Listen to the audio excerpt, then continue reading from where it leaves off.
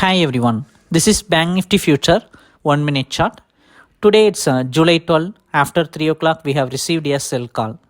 In this chart, automatically it will analyze market movement and generate calls in live market.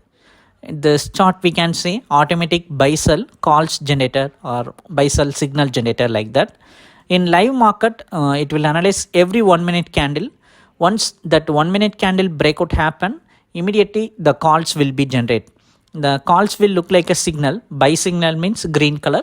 So now it's a sell signal. So it's a red color candle. That straight white line from red color candle, that is our entry point line.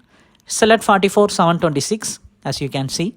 Below red color lines are first target, second target line. Above line is the stop loss line. Here first target is more than a 100 point range, 44,614. Second target is a 200 point range. Like this chart, it will automatically generate buy sell signals in live market. In first 5 minutes, market has attained 100 point momentum, 100 point breakout like that. But it break out the first target after 8 minutes only. So today's sell call generated and break out the target like this only. If you want to subscribe for this chart, if you want this chart, send me a hi message in WhatsApp.